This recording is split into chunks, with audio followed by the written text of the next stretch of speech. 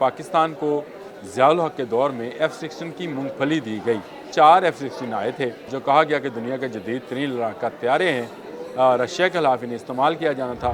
باقی جہاز روک لیے، ان کے پرزے بھی نہیں دیے، اور جہاز تو کیا جو واپس گئے ٹھیک ہونے کے لیے ان کا کرایہ بھی طلب کر لیا اور جہاز بھی واپس نہیں کیے۔ تو اس طرح کے معاملات امریکہ نے جب پاکستان کے ساتھ کیے تو پھر پاکستانی دفاعی جو لوگ ہیں انہوں نے یہ سوچا کہ کیوں نہ اپنا جہاز بنایا جائے۔ اس کو میں اس لیے اسلامی جہاز کہتا ہوں کہ یہ F-16 کا نیم البدل ہے اور اس سے آدھی سے بھی آدھی قیمت پر دستیاب ہے، یعنی بہت ہی سستے داموں جو ہے پاکستان نے یہ تیار کر لیا ہے۔ پاکستان کی دفاعی سہولیات کے لیے ملٹی رول یہ طیارہ ہے۔ پاکستان اس وقت سال میں 25 جہاز بنانے کی صلاحیت حاصل کر چکا ہے، جو کہ ہمیں F-16 کے لیے امریکہ کی منتیں اور ترلے کرنے پڑتے تھے، اس سے ہم باہر چلے گئے ہیں۔ بسم اللہ الرحمن الرحیم، السلام علیکم۔ بولتے کالم کے ساتھ میں عامر رضا خان اور زب ایک نہیں دو جہاز جو ہیں پاکستان نے تیار کر لیے، اور یہ فضائی جہاز جو ہیں اس اہلیت کے ہیں کہ اس کے بعد امریکہ کی ٹانگیں بھی جو ہیں کانپ جائیں گی۔ جی ہاں، پہلا طیارہ تو پاکستان نے جو تیار کیا ہے وہ آپ کو بھی پتہ ہے JF-17 تھنڈر کے نام سے تیار کیا تھا۔ اس کا معاہدہ جو تھا وہ نواز شریف صاحب نے کیا تھا، لیکن اس کے بعد مارشل لا آ گیا۔ مشرف صاحب نے بھی یہ کام نہیں روکا اور چلتے چلتے 2017 آ گیا، اور 2017 کو اس جہاز نے اپنی پہلی فلائٹ دکھائی، اور 2019 میں انڈیا کا ایک طیارہ MiG-21 مار گرایا۔ آپ کو یاد ہوگا ابھی نندن والا واقعہ 9 فروری کا شاید واقعہ تھا، اس واقعے میں یہ پیش آیا۔ $25 ملین کا یہ طیارہ دنیا میں اس وقت قدر کی نگاہ سے دیکھا جاتا ہے۔ جہاز وہ جو جنگ میں کام آئے، اور اس جہاز نے اپنی کارکردگی پاکستان میں ہی ایک جنگی مشن کے اندر جو ہے اس نے دکھا دی، جس کے بعد اس کی مانگ جو ہے اس میں اضافہ ہو رہا ہے۔ اس وقت سری لنکا سمیت ایک اور کنٹریز جو ہیں اس جہاز کو مانگ رہی ہیں۔ میں اس جہاز کو اسلامی جہاز کیوں کہتا ہوں؟ اس لیے کہ پاکستان کو ضیاء الحق کے دور میں F-16 کی مونگ دی گئی۔ یہ F-16 4 F-16 آئے تھے جو کہا گیا کہ دنیا کے جدید ترین لڑاکا طیارے ہیں، رشیا کے خلاف انہیں استعمال کیا جانا تھا۔ باقی جہاز روک لیے، ان کے پرزے بھی نہیں دیے، اور جہاز تو کیا جو واپس گئے ٹھیک ہونے کے لیے ان کا کرایہ بھی طلب کر لیا اور جہاز بھی واپس نہیں کیے۔ تو اس طرح کے معاملات امریکہ نے جب پاکستان کے ساتھ کیے تو پھر پاکستانی دفاعی جو لوگ ہیں انہوں نے یہ سوچا کہ کیوں نہ اپنا جہاز بنایا جائے۔ جس کے بعد JF-17 تھنڈر کا جو خیال ہے وہ آیا۔ اس وقت کے ایئر چیف مارشل شاہ لطیف، جو کہ پہلا F-16 اڑا کر لائے تھے اور جنہوں نے ریکارڈ مدت میں اس کی تربیت مکمل کی تھی، انہوں نے اپنی نگرانی میں ایک ڈیزائن تیار کرایا تھا جس کو آج ہم JF-17 تھنڈر کے نام سے جانتے ہیں۔ اس کے لیے انجن ہم نے جو ہے وہ روس سے خریدا تھا، جی ہاں، اور چائنا نے اس کے باقی ماڈلنگ اور اس کی مینوفیکچرنگ میں تعاون کیا۔ یہ جہاز اب مکمل طور پر پاکستان میں تیار ہوتا ہے، اور اس کو میں اس لیے اسلامی جہاز کہتا ہوں کہ یہ F-16 کا نیم البدل ہے اور اس سے آدھی سے بھی آدھی قیمت پر دستیاب ہے، یعنی بہت ہی سستے داموں جو ہے پاکستان نے یہ تیار کر لیا ہے۔ پاکستان کی دفاعی سہولیات کے لیے ملٹی رول یہ طیارہ ہے، جس کو آپ کہہ سکتے ہیں کہ اس میں بے شمار فنکشنز ہیں، بے شمار میزائل لے جانے کی صلاحیتیں موجود ہیں، اور ہلکا طیارہ ہے یہ، یعنی زیادہ جلدی سے موو کر سکتا ہے۔ اور پاکستان اس وقت سال میں 25 جہاز بنانے کی صلاحیت حاصل کر چکا ہے، جو کہ ہمیں F-16 کے لیے امریکہ کی منتیں اور ترلے کرنے پڑتے تھے، اس سے ہم باہر چلے گئے ہیں۔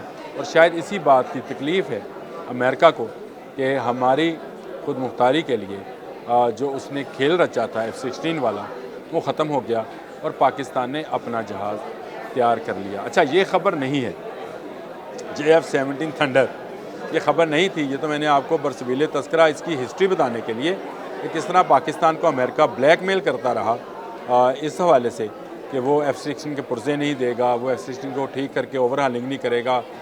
F-16 کے جو جہاز اس کے پاس پڑے تھے وہ بھی اس نے ہمیں نہیں دیے۔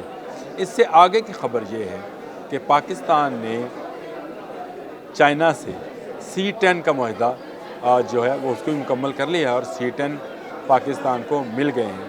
یہ دنیا کا جدید ترین جہاز آپ اس کو سمجھ سکتے ہیں۔ اس وقت SU SUI جو ہے رشیا کا SUI 35 وہ فرانس کا رافیل اور امریکہ کا F-18 اور F-16 کا لیٹسٹ V ورژن جو ہے وہ کہلاتے ہیں کہ وہ 6th ورژن کے 4th ورژن کے جو ہیں طیارے ہیں جن کا کوئی مقابل نہیں ہے.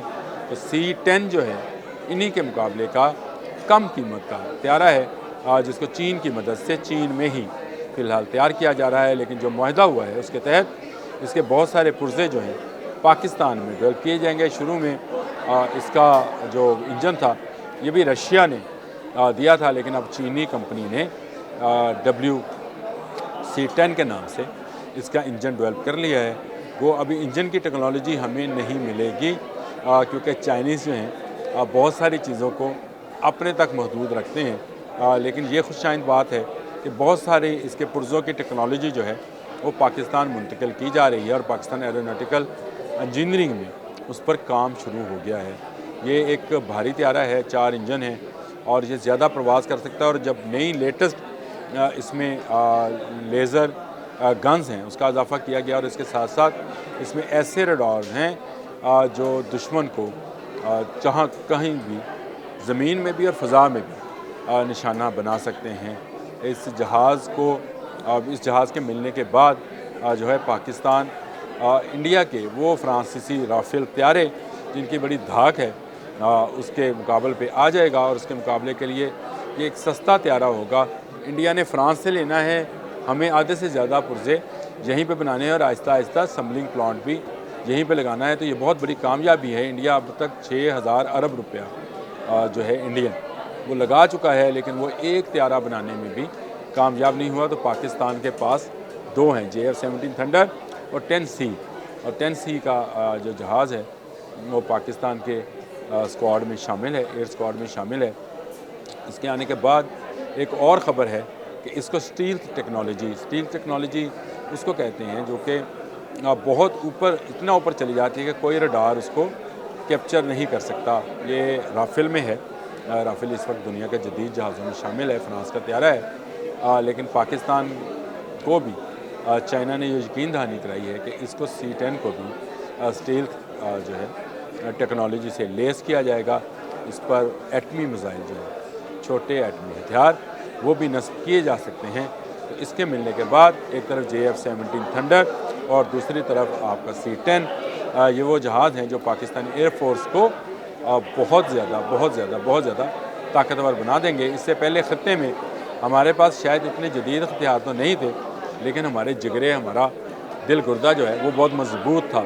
اور یہی وجہ ہے کہ 65 کی وار ہو 71 کی وار ہو، ہماری فضائیہ نے بھارت کے خلاف بہتر کارکردگی کا مظاہرہ کیا، کم درجے کے اکوپمنٹ کے ساتھ بھی.